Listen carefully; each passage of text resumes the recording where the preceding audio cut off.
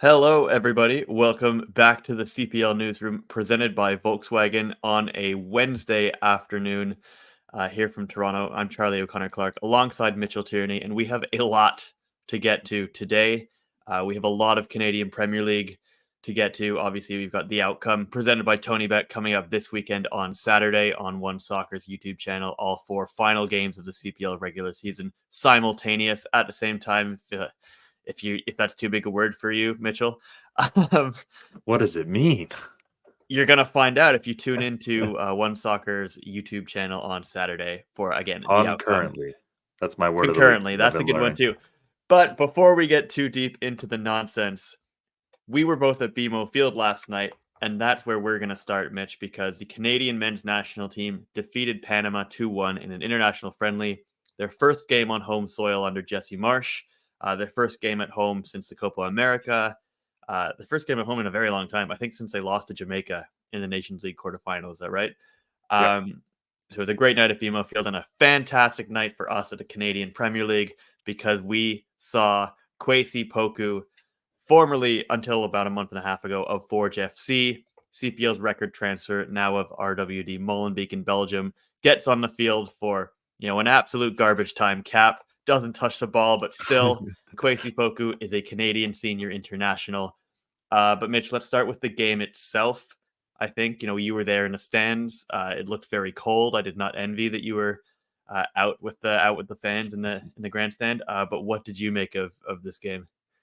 Well, first and foremost, I think by now, thankfully, we've had enough cold, rainy days at BMO Field of meaning that I think we've all learned how to dress. So it wasn't too bad Mhm. there in the stands. But I mean, it wasn't, it certainly wasn't their best performance under Jesse Marsh so far. There was some uneven moments. I think the first 15 minutes of the second half are a stretch that they would really like to have back leading up to obviously that Panama goal and allowing Panama back into a game where really they dominated the first half, but for just a little bit of finishing, but some promising signs. Obviously, I think the way they were able to get to the final third, even if it didn't quite click once they got there, was really impressive. It was pretty fluid. They had some very nice play down both of the wings.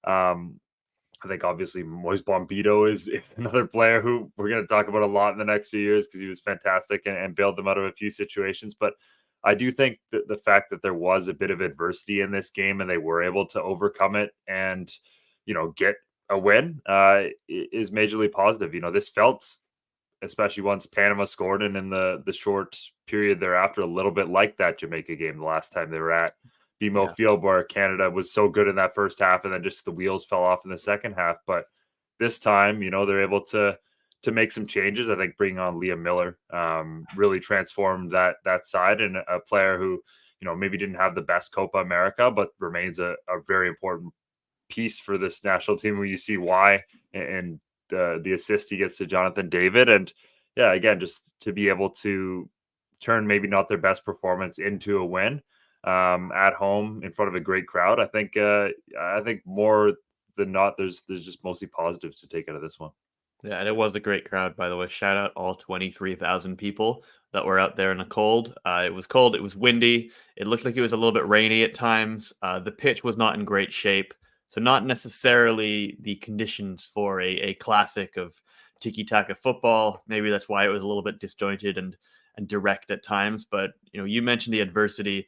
Jesse Marsh spoke about how he thought Canada's best stretch of the game was the 20 minutes after Panama equalized.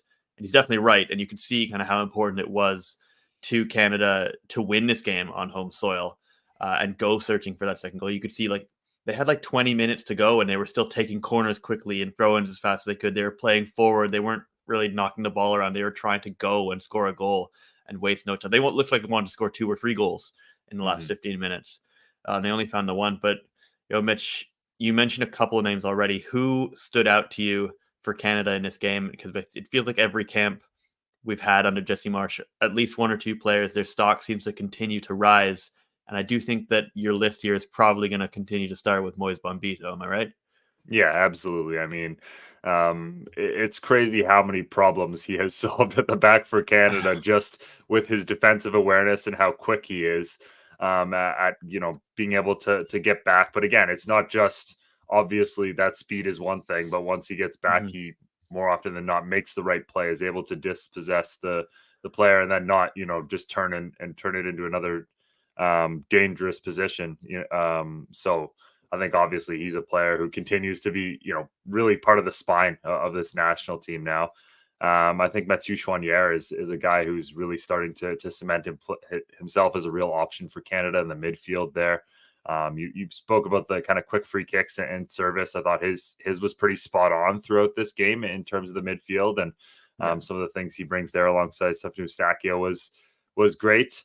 I mean, Jonathan David, what can you say about this guy at this point? His movement up top was excellent throughout the match, and then obviously, the finish on the goal is outstanding. I know it's one of those that maybe looks simple, but the way he's able to open up and put it into the far post that easily. I mean, again, he's a striker that's playing at the top of his powers right now in one of the top leagues in the world, and that was shown throughout the game. And then again, like I said, Liam Miller, a player who, um, you know, I still think I think that there's a lot you can do down that left flank for Canada right now between him and Schaffelberg. Where again, I don't mind them starting Schaffelberg honestly, because they have to Yeah. deal with, like, a defense has to deal with Schaffelberg for you know first 50 minutes or 60 minutes or whatever you have, and obviously we know what he can bring. And then you bring Liam Miller off the bench, it's a different kind of player who can cut in, who can beat you down the line, who can open up space for Alfonso Davies to find those runs down the line. Like, that's such a weapon for Canada to have both of them right now. And I think that's going to be a big issue for other teams going forward, and something that continues to develop for this Canadian men's national team.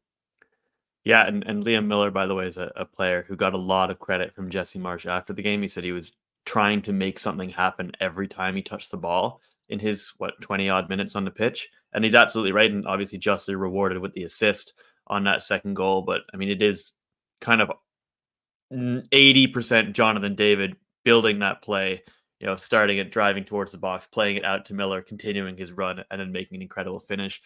Because he's the best striker in CONCACAF, and that's Yeah, what you do if no you are that. question. It's just simply not even close anymore. Yeah, there's a lot of impressive things to like about this Canada. Well, maybe not the full performance, but about the resilience and their ability to dig deep and kind of pull out the result that, again, it's a friendly, but it still matters for FIFA rankings points, CONCACAF Mhm. ranking points, which are going to be important for that Nations League quarterfinal and who Canada draw come when it's at November. We still don't Yeah, know. It looks like Canada pretty likely to finish second in the CONCACAF rankings, which I think should be helpful. I think it looks like they're looking at probably a Suriname or maybe a Jamaica in that game.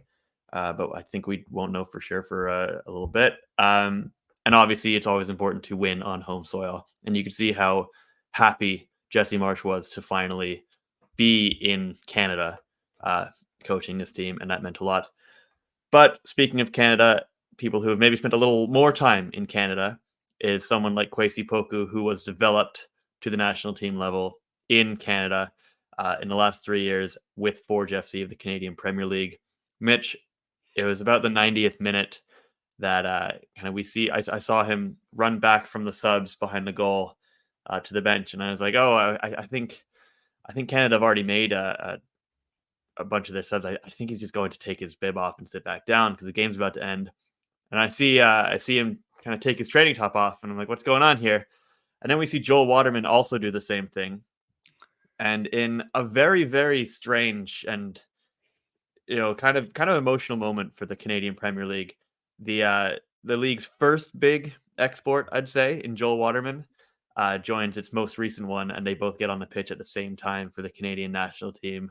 An incredible moment. Unfortunately, Kwesi didn't get super involved with the last 2 minutes of the game. Joel got a real hard shove in the back at one point. yeah. He was right in the middle of it. But Mitch, kind of what was your reaction when you saw that Kwesi was coming into this game? I mean, pretty special. I don't know if Jesse Marsh is wanting to join our CPL content team at all, but that's probably one of the best pieces of CPL content been put out this year, is the picture Exactly. of Waterman lining up alongside Poku with the national team. But yeah, I mean, it's at the end of the day, that's one of the biggest goals for this league, is to produce players who are capable of being impact players for the national team. And the fact that, again, we're wrapping up regular season year 6, and you've got two guys, who are very much a part of this team right now, and we have a bunch of other players who have been in and about around the national team the past few years, is very impressive. And I think it's only the starting point, because again, you see how quickly a guy like Poku can rise from being a everyday solid CPL player to, he gets an opportunity, runs with it, and is now playing in Europe and getting minutes for the national team. Like, there's so many other players throughout this country that, if given that chance, could rise to the same level, I think. So that's what's most exciting about it. And I think they're two players who fit exactly what you want from the CPL. Waterman coming through the U Sports system, maybe being a bit of a late developer. Poku, coming out of MLS Academy and getting a second chance, maybe in the Canadian Premier League, and using that to his advantage. Like, these are the guys that would have fallen through the cracks in past years. And now we've got two guys here who, again, are playing at the highest level for the country. Yeah, absolutely. I mean, we were just chatting with Kwesi a little bit after the game, and you could see it kind of. And he's usually he's a quiet and reserved guy, but you can kind of see the kind of veneer break a little bit. He shows a little bit of emotion when we're like, man, it's been a crazy year for you. I think just under a year ago, about 2 weeks less than a year ago, he was subbed off at halftime in a CPL final with an injury, and he was in tears. And now, in the 11 and a half months since then, he has completely changed his position from left back to striker. He went on to score 10 goals in 14 games for Forge, including massive ones against Montreal and TFC. Moves to Belgium in a league record transfer. Immediately starts succeeding there. They haven't lost a game with him in a lineup, by the way. They're in Molenbeek are in first place. If Poku helps them get promoted to the Belgian top flight, that's huge for everybody involved. None least of which himself, who would be able to test himself in the Belgian top flight, which is a very, very good league. Now he gets his Canada call up. He gets on the pitch immediately. And Jesse Marsh mentioned after the game that he wanted to put Kwesi on the pitch. He's excited to put Kwesi on the pitch because it's kind of a halfway between, it's half of it is a reward for where he is in his career. And that's something that Marsh said that he values. He wants to give guys caps for succeeding even at the club level, but also a reward for how he kind of integrated in training his first week with the national team. Marsh was saying that Kwesi was very, very involved all week, very, very motivated, adaptable. We know he's adaptable. He can play any position on the pitch. If we've been watching the CPL, we know he can do that. He comes in and he gets that reward. So very exciting for us, very exciting for Kwesi, and excited to see if he can become a fixture in this team, continue to establish himself in Belgium and continue to get more and more opportunities with the national team. However, it is time for us to put a bow on that Canada game. We'll see them again in November. It'll be a lot of fun. I think they're at BMO Field again for that the home leg of that CONCACAF Nations League quarterfinal. That'll be another good evening, I'm sure. But we need to get to the Canadian Premier League because, Mitch, we have played 108 games in the 2024 regular season. We have 4 to go, and all but one of our 112 games in the regular season are going to matter for playoff positioning and seeding. I'm sorry to the Halifax Wanderers and York United game. Unfortunately, Halifax are eliminated and York are locked into 4th. It'll still be, I'm sure, a great game, especially to go to in Halifax. It's always fun to go to a game in Halifax, but still pretty good. 111 out of 112 games mattering for playoff seeding. Let's just run quickly through where we are at the moment, how we got here over the weekend. We had match week 27 where Pacific beat York 2-1 thanks to Rion Moore's late brace, saving their season really. Followed quickly on Saturday, Athletic Ottawa beating Forge at home in Hamilton, which was crazy. 2-0 for Ottawa. Cavalry beating Halifax. And then on Sunday, bit of a disappointing 1-1 draw, I think, between Vancouver and Valor. But anyway, that's where we are after 27 weeks of action. Got to take a breath for a second so I can run down this table. because we have Forge FC on top, 50 points, Cavalry in second on 45, Atletico Ottawa third on 43, fourth place York United with 39, followed by our race for fifth place, currently occupied by Pacific with 31 points, Vancouver on 29, Valor on 28, and Halifax just out of reach at 27. So, this weekend, as we mentioned at the top of the show, the outcome presented by TonyBet, 4 o'clock Eastern, 1 o'clock Pacific on Saturday afternoon. All 8 teams, all 4 games at the same time, live on One Soccer on YouTube for free. You can watch it anywhere. You should. There's also going to be the TonyBet Match of the Week on One Soccer's main feed, which I believe will be primarily focused on the Atletico Ottawa Vancouver game. However, they'll be switching back and forth between all of the games as all of the action goes down. Mitchell, I just want to get your initial thoughts before we get into all the permutations and the things that can change this weekend. Your initial thoughts on how exciting it is that we've got a week or a weekend like this to look forward to, where so many teams have so much to play for right down to the wire. Yeah, I mean it's gonna be crazy. Like you think of some of the special moments that we've seen around the world in be that the Sergio Aguero goal for Oh, Manchester City. Sorry to bring that up. I guess Or it robbed Man United of a title, actually, so it's probably yeah, there you go. a Yeah, good we thing. can Yeah. we can both agree on Yeah. that. Or there's just been some really special final day of the season moments where you've got the fans on the phone trying to figure out what's happening at other venues. Unfortunately, I experienced a rough one last year where my Leicester City got relegated on the last day of the season through a similar set of circumstances. But Yeah. that that's a really special and cool football moment. And the fact that we're going to have this. And the thing is, usually though, it's like, you know, what, like 2% of the games actually mean something. There's like Yeah. maybe a game for the title chase, maybe a game that means something for the relegation battle. To have 3 of 4 be significant, and 5 of 8 teams be really, really battling for something, tangible and very important to themselves, be that either making it into the playoffs or significantly improving their positioning and opportunity once they get to the playoffs, is, I think, exactly why this playoff format was created. And I think this year, even more than last year, we're seeing, we're really seeing that play out, and it's going to be so exciting. Again, you're going to have so many screens, I think, to watch all of this, especially if you're a fan of a team like Valor or Vancouver or Atletico Ottawa, where you are really relying on other games, as we will I'm sure get into. But yeah, this is going to be great. This is going to be a special historic moment, I think, in Canadian Premier League history. It absolutely is. All right, let's get into all the things that can happen.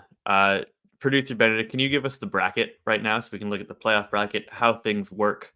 Uh, the things that we know for sure right now are that Forge are finishing first. They're going to play in that qualifying semifinal at Tim Hortons Field.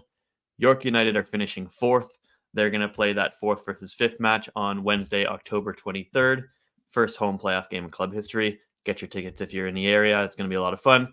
What we do not know is which of Cavalry or Atletico Wow. Ottawa are going to come second. We don't know who's going to come fifth. Okay, and obviously you can see, if you remember the playoffs from last year, you know how important it is to come second, because it's the only other team other than Forge that has a chance to host the final. And, Ottawa and Cavalry would obviously both love to do that.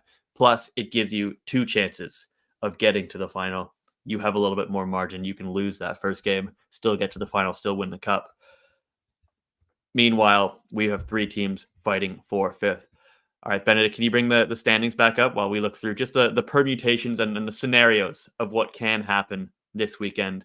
If you're watching along or listening along at home, you might want to get a pen and paper or something, write some of these down. It might get a little confusing, but we'll go team by team. We'll start with the battle for second place. Cavalry will finish second if they beat Valor on Saturday. Okay, that's it. It's done. They'll also finish second no matter what happens in their game if Atletico Ottawa don't beat Vancouver. Okay? Ottawa can finish second if they beat Vancouver. They have to win, and Cavalry don't win against Valor. If Cavalry draw with Valor and Atletico Ottawa win, Ottawa will come second because they'll have more wins, and that is the first tiebreaker. Still with me, Mitch? I think so. Yeah. You think I so? know we have a Okay. while to go. So, Well, all right. Let's get into the battle for fifth. Pacific have, I guess, the pole position here. Obviously, they're 2 points up on Vancouver and 3 up on Valor. They beat Forge. That's it. They're in the playoffs.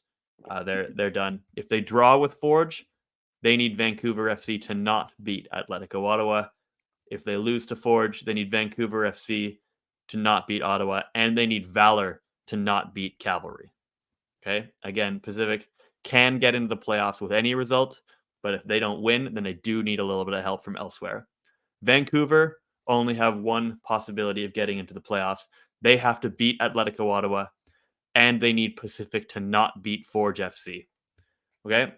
Valor, again, just one scenario where they get into the playoffs. They have to beat Cavalry. They need Vancouver to not beat Forge, and they need Pacific to lose, not draw against Forge. That is the only way that Valor can get into the playoffs, and it would be via the tiebreakers with Pacific, which they have an advantage in. Anyway, that's everything that we've got. So, what are these 4 games? We're going to go through them one by one. If we can bring up the schedule board for a second here, just so we can make sure that we know which games are being played. Obviously, we've got Halifax and York out in the Wanderers' grounds, Atletico Ottawa versus Vancouver FC, Valor FC versus Cavalry, Pacific versus Forge. Mitch, we're going to start with the one that's technically the least substantial in the playoff race, Halifax and York. We'll eulogize Halifax a little bit for a second here because they lost to Cavalry on the weekend to be the first team eliminated from playoff contention. This is one that kind of stings if you're a Halifax fan, right? oh, for sure. I mean, it's so frustrating because, uh, you know, they weren't necessarily that bad this season in an overall sense. Like they had a lot of really good games. They had a lot of games that they were very much in, but yeah, I mean, the loss to Calgary, I think they all said it. It was very much part and parcel of their season where they had a bunch of chances. They could have taken over the game, and they don't take their chances. They leave enough opportunities for their opponents to take theirs, and football's a game of moments, and they lost more moments than they won this year, and that's the reason. After really a tough start where they couldn't ever claw themselves, back out of the league basement. So I think, I think it's a really disappointing season for them, especially after you know taking such a significant step forward last year and what that meant. To the club and the fan base and everything. And it seemed really like they were on pace coming into this year to do that again in 2024, but yeah, just unable to. And yeah, I think it'll be an interesting offseason in Halifax for sure because them and their fan base are not going to want this to carry over again into 2025. They're going to want to keep moving forward. Yeah, absolutely. It's just been such a weird season for Halifax. I think they've had the widest gulf between their highs and their lows this For year. sure. I mean, they beat Forge 3-0 a few weeks ago, but they also have games where they shoot themselves in the foot. They give up a penalty, somebody gets sent off, and it's very frustrating. Halifax led the league, not even by a little bit, by far in expected goals this year. They had almost 9, they had 44 expected goals this year, 0.07. Cavalry was second with 35.79. So that's almost 9 more expected goals than Cavalry. Halifax only scored 35 actual goals. And those are the ones that matter in this league. Now, I mean, part of that math is coming down to the fact that Halifax had more penalties than any other team in the league. However, it's just a serious problem that has been a problem for Halifax on several occasions throughout the club history, is that they just can't put the ball in the net. They can't finish their chances. And I think if you're the Wanderers, that has been what's most frustrating this year. A lot of unforced errors and just games where you should get something but you don't. And when you get to the end of the year and you have too many of those, that's how you finish outside of the playoffs. At some point, the ball just has to go in, and things just have to go your way. And sometimes it's bad luck, sometimes it's just mistakes and a combination of all those sorts of things. But that is why we are saying goodbye to the Halifax Wanderers We are not yet saying goodbye to York United Football Club. They are playing in Halifax this weekend. We'll see what kind of lineup they put out there. Obviously it's a game that doesn't mean a lot for them in the standings, but they do have to turn around quickly and play at home on Wednesday in a playoff game.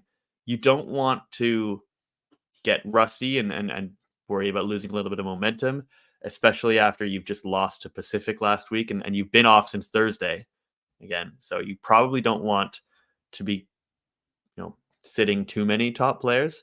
However, it is a travel and it is a quick turnaround. Mitch, how do you think that you approach this game if you're Benjamin Moore and York United? Yeah, I think one of the most interesting things in this game, as you mentioned, will be when we get those starting lineups. What does it look like for York United? Because Yeah, I think obviously if there's someone who's questionable, you're not risking them in this game. That goes without saying. But beyond that, how many players do you rest, and how do you um how do you manage that again with the travel, with knowing that you have the most important game in club history? I would say a home easily. playoff game coming up on Wednesday. At York Lions Stadium. I think it's a balance. Like I think the big thing for this team right now is they've been struggling tremendously offensively. They haven't found a good mix of that of late. After being so good when Mora first came in at scoring goals and creating chances, it's really fallen off a cliff in recent weeks. So I think you do at least want to play some of your big attackers in that game and try and see if they can figure something out and see if you can get some of them up and running. I think that would be good, but again, I don't think we're going to see a full strength York United team for sure. But I don't think it's going to be as second string as maybe it could be if they just fully wanted to rest all their players. Yeah, I agree. I think for me, it feels unlikely that Mobabuli will play because I think he's probably Yeah, for going to sure. be able to play in the playoffs, but maybe not at 100%. And you don't want to risk him. And I think you'd rather take the risk of him being a little bit rusty than him going out in Halifax and re-aggravating something. I think the one key player that I think needs to play in this game for York is Brian Wright. Agreed. And I think he's a player who can be the difference between winning and losing their playoff match on Wednesday. He's a guy who missed 3 games, has come back, hasn't scored, was maybe robbed of an assist on Thursday night against Pacific with that one that was called offside. Didn't look like it actually was at all on replay, but a player who, when he's been confident and informed this season, has been arguably the best attacking player in the Canadian Premier League, and for a while looked like he was en route to winning possibly both the Golden Boot and the assist title. Has gone a little quieter, hasn't been kind of up to his usual standard because he's been he's been out of the lineup. He's been a little bit out of sync, maybe still dealing with a little bit of an injury. I think if you're able to get him out there for 60 minutes in Halifax, if you're York, hopefully get him on the score sheet. That does wonders for his confidence and the rest of your team's confidence going into Wednesday night. So I think that for me is maybe the biggest thing. The other thing to watch in this game, obviously, before we move on, Halifax need 125 U21 minutes. So a big game for Jefferson Alphonse, Thiago Coimbra, maybe Aiden Rushines. Who knows? We'll see. But that is another storyline to watch. There's always stories to watch, even games that don't technically matter for the standings. Should be a lot of fun out in Halifax. However, moving down the line, we're going to go to Winnipeg next. Valor take on Cavalry on Saturday. A game, obviously, as we said, it means a lot for both teams. Valor absolutely have to win. Nothing else does anything for them. Cavalry need to win to guarantee themselves second place. Anything else, and they would need Ottawa to drop points against Vancouver. But Mitch, what kind of comes to mind? What piques your interest about this game in particular? I think it's just those dueling motivations. Like, I mean, if you're cavalry, it's pretty cut and dry, and I think we're seeing a team right now that has really taken pride in the fact that they control their destiny as second, and they know they won't be defending the CPL Shield, but they know that they can give themselves a really excellent opportunity to go out and lift the piece of silverware that's constantly eluded them in the North Star Cup. should they be able to get into that second place. And they're not hiding from it. They want to host a final at Spruce Meadows, which is also something that they weren't able to do last season, even after winning the CPL by 13 points last year. And I think they go into this game in great form. With the exception of that 0-0 draw with Vancouver a couple of weeks back, like we've seen them be offensively excellent. And, three of their past 4 games, they had the second most expected goals in a match of any club this year, with the exception of that Halifax game where they had 3 penalties in one game. And, you'd hope that would be the number one expected goals game for any team. So even if they only won 2-1, they had a bunch of chances. Tobias Borshevsky's firing on all cylinders. Ali Musi's playing great. Jay Herdman's been a real game changer for them as well in terms of playing that left-sided wide position and what he brings to that spot. So a lot to be excited about. And then you play a Valor team that, they're the one team of the 3 remaining fighting for that 5th position that haven't had it all year. They're the one that have always been at least finishing match weeks below that playoff line, I believe. I think 6th is the highest they've been all campaign. So for them, it's like, can you pull off a magical moment here where you've been that 5th place team when the league used to only allow 4 clubs in, so many times you've been so close to that playoffs. And for them, it's just, you put your blinders on, you take care of business. You have to maybe show a little bit more desperation than they did last week against Vancouver, where they take the lead and then really they were lucky to walk out of there with a single point at the end of that game. So that's really what you need to see from this Valor team that I think have been solid over the past few months, and that's why they're still alive, but they haven't really found that game-breaking moment, with maybe the exception of game-breaking quality, with maybe the exception of that win against Pacific. They've kind of just hung around and haven't maybe done enough to improve their position to the point where, again, everything's out of their control other than win and just hope for the best. Yeah. I mean, with Valor, I mentioned that Halifax had kind of the widest gulf in ups and downs, maybe the highest highs and the lowest lows. I think Valor are the team with maybe the highest floor of certainly the bottom 4. They never seem to be that bad, but maybe haven't often hit the heights of some of the other bottom 4 this season. But that can be a very effective way of going about things. And Valor have been a tricky team for Cavalry to play all year. 2 draws at Atco Field. The only time they played in Winnipeg this year, Cavalry did win 1-0. The Fraser aired goal. Also keep an eye on Toby Warshevsky this weekend. We're going to get a little bit more to the Golden Boot race later, but he is one of the guys very much in contention. He's on 10 goals, 1 back of Ruben Del Campo's 11. And just a reminder, you can tie for the Golden Boot.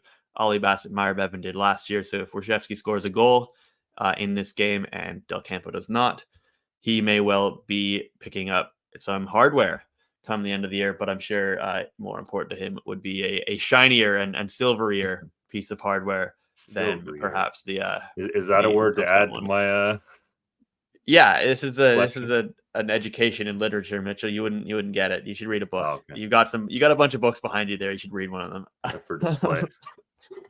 Anyway, on to Pacific versus Forge out on the West Coast. This is a game that I think I maybe wasn't expecting to be as meaningful as I think it's going to be. We certainly expected it to matter for Pacific, but underratedly might matter a little bit more than I thought it would for Forge. Let's maybe start with them before we get into Pacific. Forge obviously lifted the CPL Shield on Saturday at Tim Hortons Field, celebrated their regular season title, but it was a little bit bittersweet because they were quite bad at home against Atletico Ottawa. Very, very rare for Forge to be that bad at home. Prior to that, they'd conceded 2 goals in their last 7 games at Tim Hortons Field, and both of them were from penalties. It was the second time in club history they'd been held without a shot on target at home. I think maybe all of a sudden this means a little bit more of their first team travels to Victoria, right? Because I think nobody wants to make that trip out to Vancouver Island for a game that is kind of meaningless for you in the standings, especially when you have to play a playoff game the next week. It's been a long season. I mean, we know that Alessandro Hijabrapor and Nana Ampoma won't be making the trip because they're both suspended. But other than that, I think it might be a slightly stronger Forge team than it would have otherwise. Mitch, do you think that this is a team that kind of will go out to Pacifica and look for a win to give their momentum back and get back in the win column before the playoffs? Or do you think they're still pretty comfortable with whatever happens there happens and they'll go into the playoffs and at full form? Well, first off, I think the Hojabrapor absence is obviously a significant one because Yeah. he's played every game this season. Only Alex Ashniote Janssen has more minutes than him for Forge this campaign, having played every minute. Yeah. So that is a significant absence. He allows them to do what they do in midfield. So how they replace him will be a storyline to watch in this game. But I I think you don't want to end the season certainly on two back-to-back poor performances, and that will be something that Forge, will really key in on in this game. Like I don't think they're going to want to go to Pacific and lose. With that being said, we've seen it in past years. I think they lost 1-0 to Atletico Ottawa on the final day last season and weren't great. There's been some times where they've kind of been not in the best form going into the playoffs, and then we know what Forge can do the second that the games matter completely. So I yeah, again, I don't think that they're going to go into this game wanting to or like rotating or anything. Like I do think you're right, and that there's going to be a sense of pride, and that's a big thing that they've done this season is not not falling back to back games and not going these poor slumps regardless of what opponent or game is in front of them. But at the same time, if they do go to Pacific and lose, I don't think they're going to be I don't think it's going to be a disaster by any means, and they're going to be concerned about their form going into the playoffs. Yeah, at all. Yeah, I agree. I think Forge also lost their last two games of the regular season last year as well, and we know how that one ended with the trophy. But Pacific are probably the bigger story in this game at home. Their season was on the ropes at York Lions Stadium last week. They were down 1-0 with 10 minutes to go. And then Rion Moore, who it's kind of funny how football works. He could have been in Trinidad camp, but he didn't get the call up this window because he hadn't been scoring with Pacific. So he's available for this game. He comes off the bench and he scores twice in about 6 minutes to turn things around so incredibly for a Pacific team who desperately needed anything. They got 3 points, took over control of their own destiny in fifth place with a little help from the Vancouver Valor draw on Sunday. They now know that a win would guarantee them a playoff spot, and they have quite a good chance of getting into there, regardless. If they get a little bit of help elsewhere. Mitchell, are you surprised that it's Pacific that hold their destiny in their hands for this playoff spot? And just how much do how confident would you feel if you're a Pacific fan going into this game? Yeah, I think I'm a bit surprised again because they needed so much to go their way last week for them to remain in complete control, and they were able to get that done. It just felt like one of those magical moments that you need over the course of a season to get to the postseason, really, and to get above that line, and the kind of moments that maybe we haven't seen enough from the other teams that we will and have talked about in that race. So I think they showed a determination and a desperation that again, the other teams, be that Halifax, be that Valor, be that Vancouver, did not show this weekend, and that's why they're in this position. And again, we've talked all season, Pacific's probably the most dangerous team that you wouldn't want to play if you are York United, because they've been there before. They know what a 4-5 game looks like. They beat York United in a 4-5 game last season. The And only two they're teams that know what they look like, actually. yeah, exactly. Yeah. And they're significantly dangerous in knockout games. I think they're Yeah. tied with Forge for the same number of knockout games won in the past 2 seasons. Obviously, Forge have won more significant ones, but it's cliche this time of the year, but this really is a playoff game for them. And if they can approach it in that way, and they can approach it as this is a knockout game, this is a game where if we win, we're in. If we win, we're moving on. Then I think that they're in great shape, and I'd be very confident right now if I'm a Pacific fan, even if it has been uneven all season. Yeah, absolutely. So it's a very exciting one.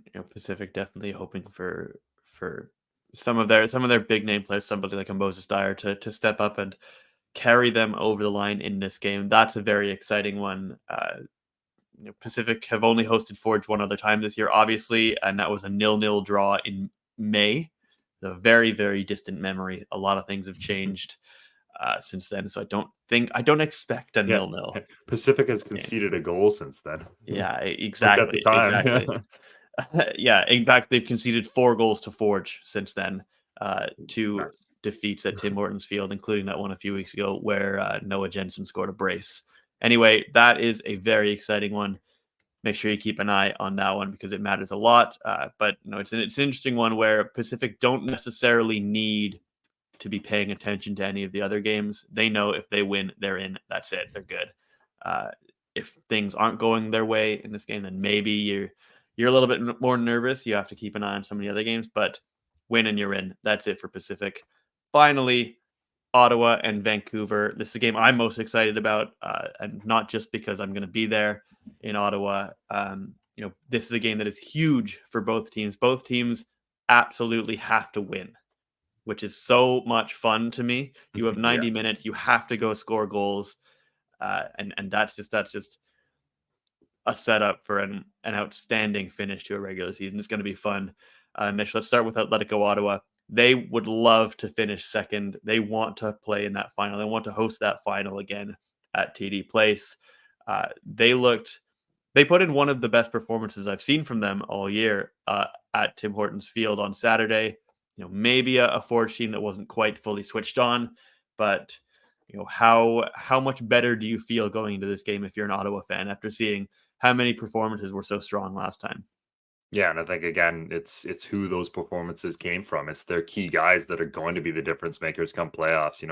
Amar Didic was incredible at the back. Ollie Bassett had probably his best game of the season, Yeah. just pulling the strings in midfield in the way we know he can. Manny Aparicio could have had 3 goals, ends up with an important one still. Those are your cornerstone players, really, at this point in the season. And again, they seem to find the best ways to get the best out of them. So now it's critical that you turn around and obviously, they don't control their fate. What's interesting about this game is either team could win and then still be disappointed at the end of the day, regardless of their performance on the day. But I think if you're Ottawa, it's crucial that you build off that game against Forge and at home. Turn that into a bit of a momentum boost. And they're a team that feel like they deserve second spot because considering the offseason they had and the fact that I think they were top 2 for 23 match weeks or something like that this season, not to mention first for 14. To finish third now would be really disappointing, I think, for them. So I think that they're going to be desperate to control what they can control on this day and go out and win at home, and whatever else happens. But I think another win and they're going to go into the postseason feeling pretty confident about themselves. Yeah, absolutely. And I think, if Ottawa are to finish second and they go back to Tim Hortons Field for that 1-2 game, well, they're the only team in the CPL that's beaten Forge 3 times this year. So I think that they would be quite confident that they can win that game. They can host the final. I think what's maybe most encouraging to me about Ottawa beating Forge over the weekend was not that they just scored early, it's that they scored second as well. They went and looked for the second goal. They didn't sit back when they took the lead because they've had that problem so many times this year. They've scored first 18 times this year. Do you know how many times they've gone on and scored a second goal? They've gone up 2-0. 7.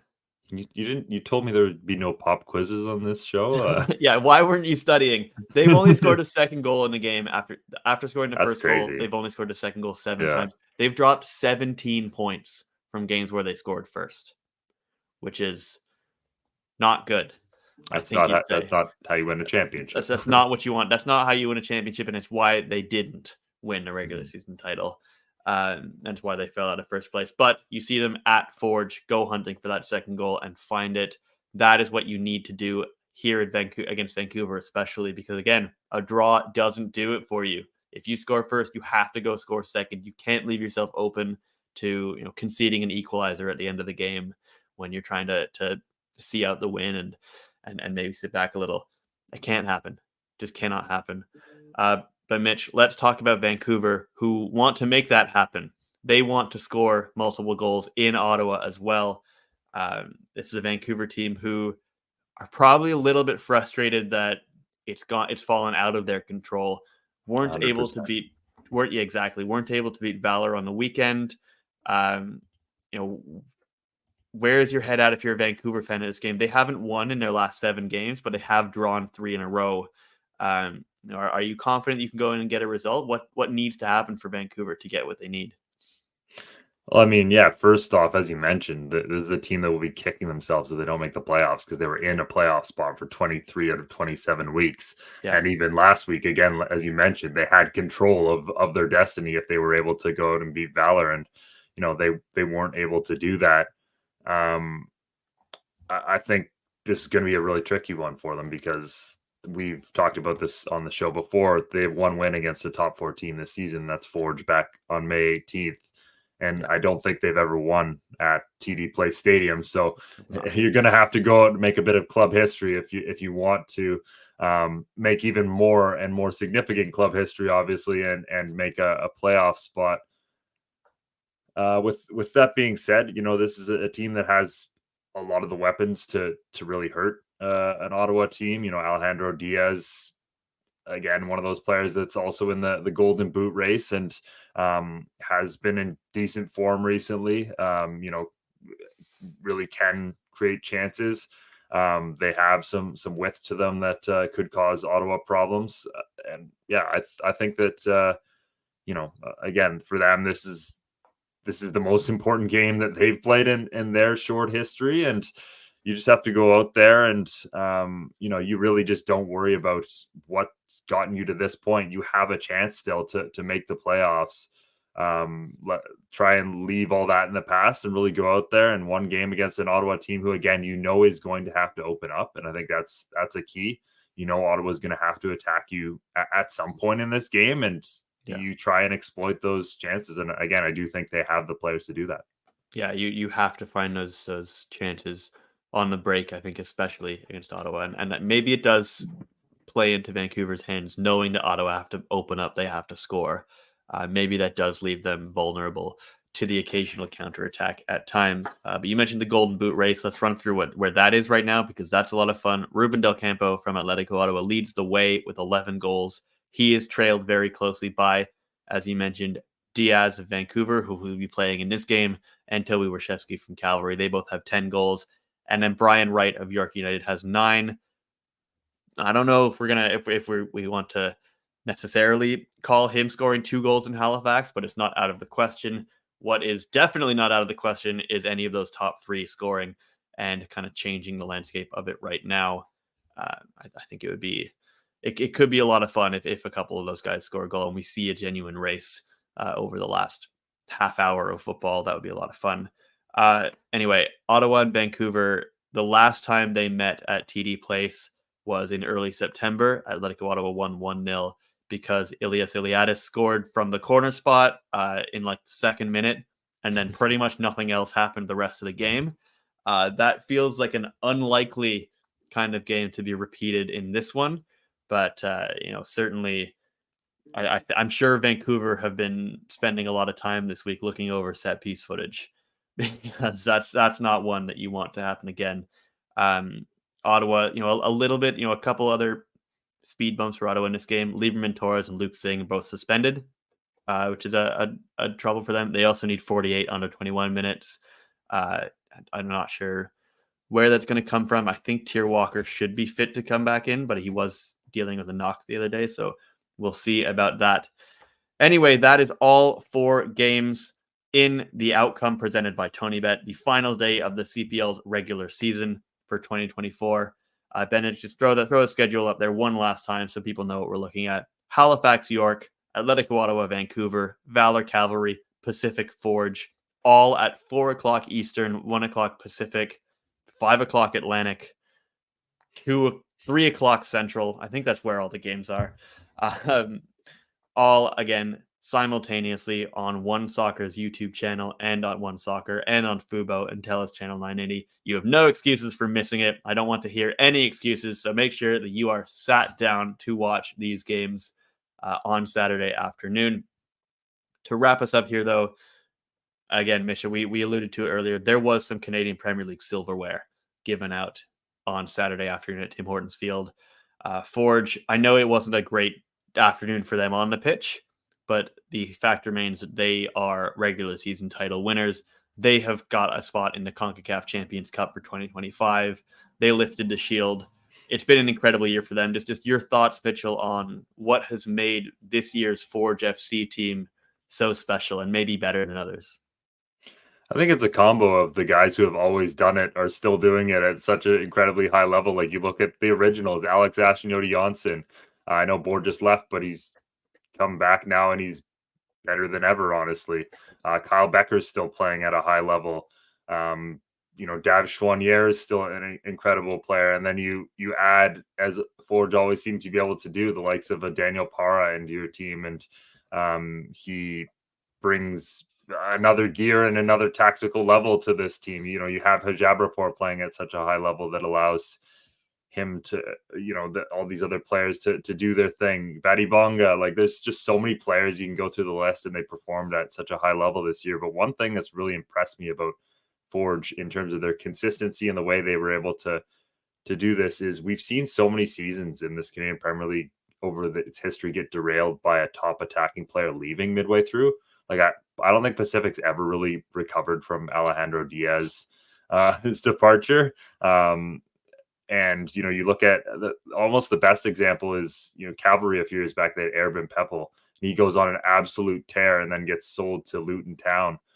And Cavalry's offense just goes off a cliff. Somehow Forge were able to, in non-traditional ways, because, Jordan Hamilton and Taron Campbell combined for, I think, 1 regular season goal this year. Those are the guys you would expect to be their leading goal scorers. They find goals from so many other places, 14 different goal scorers this season.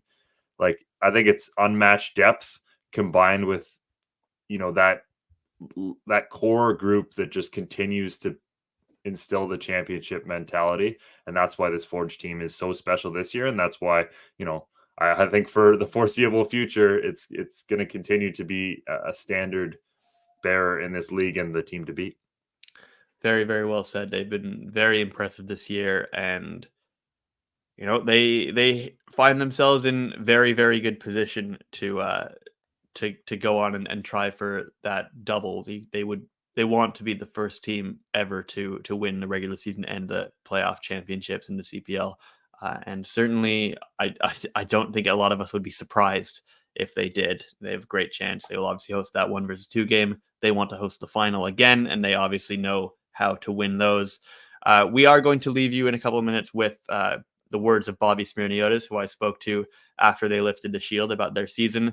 That's going to see you out because, why would you want to end the show listening to me and Mitchell when you could listen to somebody far more intelligent and far more accomplished in the world of football? I bet he knows so many words. He knows a lot of words in multiple languages as well. Oh, I don't speak any Greek. So, maybe you'll learn something from him. So we hope you enjoy that. We thank you very, very much for joining us on this Wednesday afternoon. We hope you enjoy the matches this weekend. Thank you for watching. Thank you to Volkswagen, as always, for sponsoring the CPL Newsroom. Thank you to Mitchell for putting up with this. Thank you to producer Benedict. Thank you all one more time, and we will see you very, very soon. Bobby Smirniotis, you got another piece of silverware in your hands. It's not a feeling that ever gets old, is it? No, it doesn't. It's always fun, especially on a different day like this. You have a game that doesn't go your way, but you're still doing this. But this is different. And that's what I talked to the guys about. And, after the game, this is about all the work we've put in all season. We've been excellent, and we keep on going. And this means a lot for your club. You've spoken about it before. Back in CONCACAF tournament that means so much to you guys. How important is it to be pushing on a continental stage again? Yeah, it's everything. You play the season, you compete, you play these games, and you play everyone 4 times each. But in the end of the day, you want that something different. You want something different and special. And that's something we've learned to have in our 5 years playing in CONCACAF competitions. We go into our 6th. It's something we pride ourselves on, want to make sure we're there.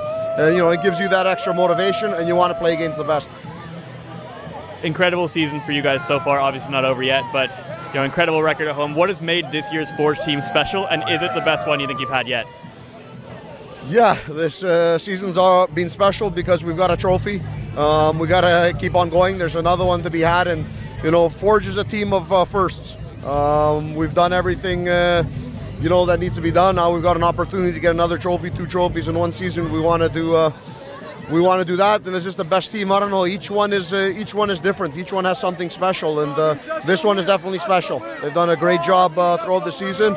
Yeah, and maybe if we steal another trophy, we could say that for sure. Yeah, you mentioned first, obviously no CPL team has ever done the double. How motivated are you guys now to go into the playoffs, reset, and look for another trophy that you have a lot more experience winning? Yeah, I mean, that's a club that we are, when we're on the fire, we're there. We're ready. Sometimes, in the middle of a season or at the end when the result's not exactly needed, we're a team that makes things interesting. And that's what we've been throughout our history. But, yeah, the guys know exactly what needs to get done. We're focused on it. We know it's 2 games, and that's what we want to play. We want to be our best in those 2 games, and if we do that, more often than not, Forge does the right thing. Forge FC 2024 Canadian Premier League Shield winners. Bobby Smirniotis, thank you so much. Thank you, Charlie. Appreciate it, man. Congrats.